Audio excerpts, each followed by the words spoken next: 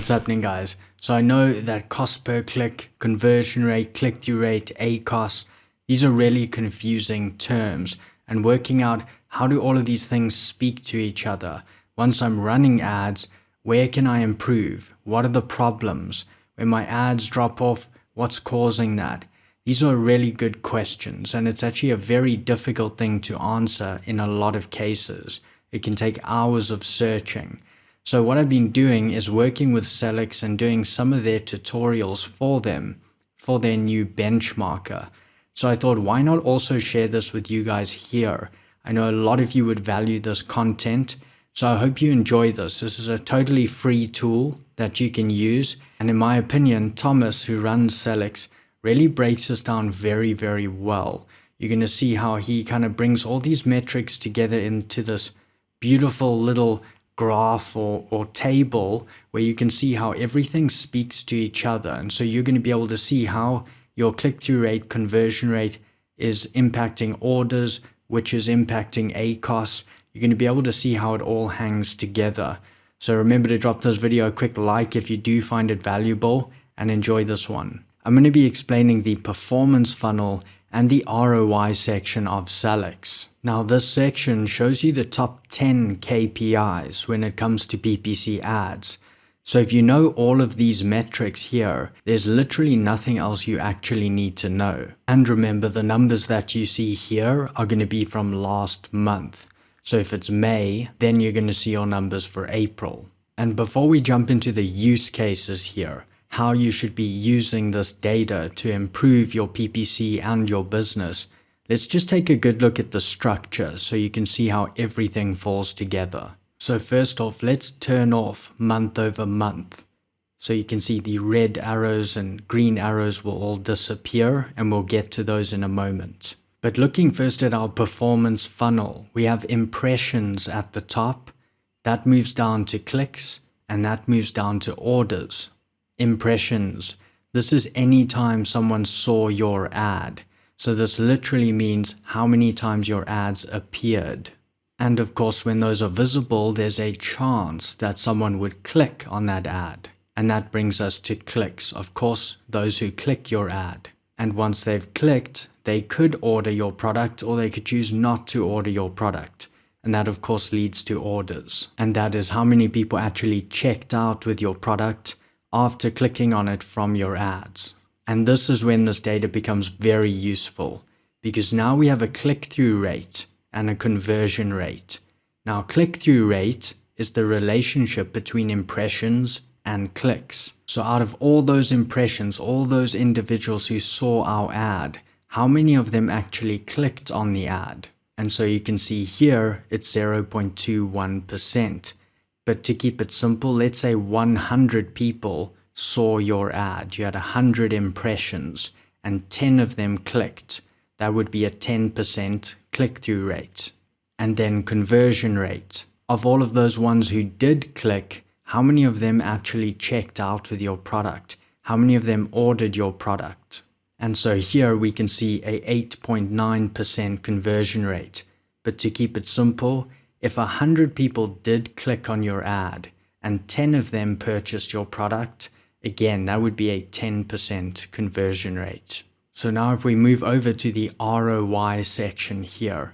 Now ROI on Amazon, in Amazon lingo, is more known as ACoS, your advertising cost of sale. And this is really your ad spend divided by your ad sales. And what this represents, this percentage here, is how much of the sales you're making from ads, how much of that amount are you having to spend on the ads in the first place to make those sales. So here we're making 373,000 in ad sales, but we are spending 100,000 on making those sales. And so you can kind of see that at 370,000, 100,000 is going to be just below 30%, just below a third. And that's what we see here, an ACoS of 27%. Of course, you want to be spending as little as possible on those ads to make the same ad sales. And that's why you'll often hear sellers talking about driving their ACoS down, trying to have the lowest ACoS possible. But if you wanted to make this very simple, let's say this was a 30% ACoS, then we have to pay Amazon 30 cents for every dollar in ad sales we're making. So then how are these two sides connected? Our performance to our ROI. Well, that comes down to these last two metrics here, these last two KPIs, which are cost per click and average order value. Now, cost per click is usually based on bidding and how much other sellers in your niche are bidding on keywords. You'll be bidding on those keywords, and that's going to result in an average cost per click that you're paying for your ads. How much are you paying for each of those clicks on average? In this case, $1.10. And so it follows that the number of clicks multiplied by our cost per click gives us our total ad spend over here. Now, the average order value is the average order value. So it's very often the average purchase price of your products. Now, in some cases, if people buy multiple of your products in one order, if you're in that type of niche, then your average order value might be a bit higher than your average purchase price, of course. But in a lot of cases, it's going to be very close to the average price of your products. And again, this follows the number of orders multiplied by that average order value is going to give us our total ad sales amount. Okay, so now that we understand all three areas, our performance funnel, ROI, and the connection of the two, what are the use cases? How can you begin using this? On the ROI side here, the most important metrics you're going to be looking at are ACoS and your ad sales. Ad sales, how much revenue are you generating? And then ACoS, how profitable is that revenue? You want to keep tabs on that. And the two speak to each other. So sometimes you may increase your ACoS, which would impact profitability, but you generate far more revenue, you generate more sales. And this really just depends on your strategy or at what part of the life cycle your product is currently in. For example, at the beginning, you really want to boost sales, bring a lot of sales velocity. So you might have quite a high ACoS, but you're generating more and more sales. Whereas over time, you're going to want to work that ACoS down so that it's more profitable. And then on the performance side, all of these KPIs are important, but you're going to be looking at click-through rate. How much click-through rate are you generating? Can you change a main image or add a coupon clipping to drive more click-through rate? Your conversion rate. Once people are on your listing, are you converting them to a sale? What changes can you make there?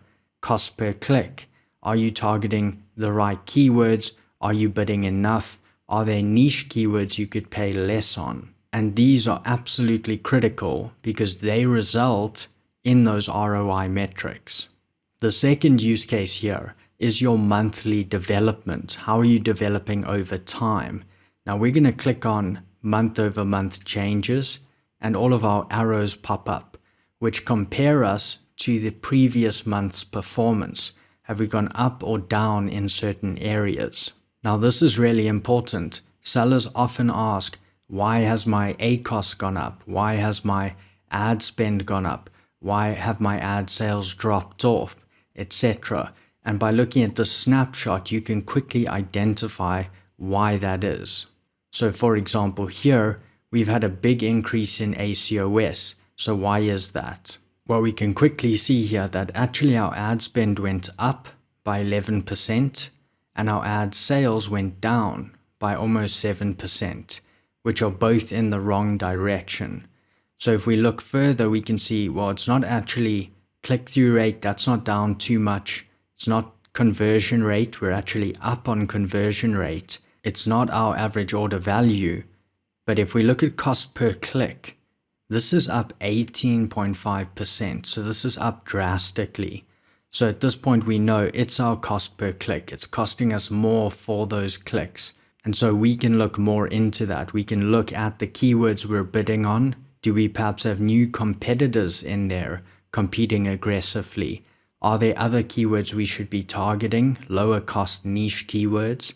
And so we can identify the cause of the problem very, very quickly. And the third use case here is to detect growth potential. And this really comes down to knowing, is my click-through rate good or bad or in the middle?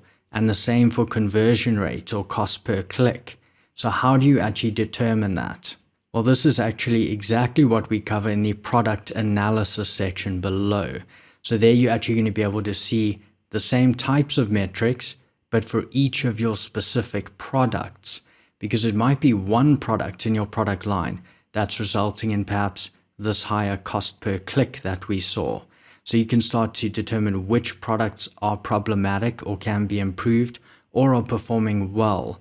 And you can check click-through rate, conversion rate, cost per click, and benchmark your own performance for each individual product against the category benchmark for that same product. So guys, that is the performance funnel area that we just went over. I'll be sure to also update you with the new product analysis one and any new features there as well. But if you did find this helpful, remember to drop it a quick like for me, subscribe to the channel. Hope you guys are all keeping well, and I'll catch you in the next one.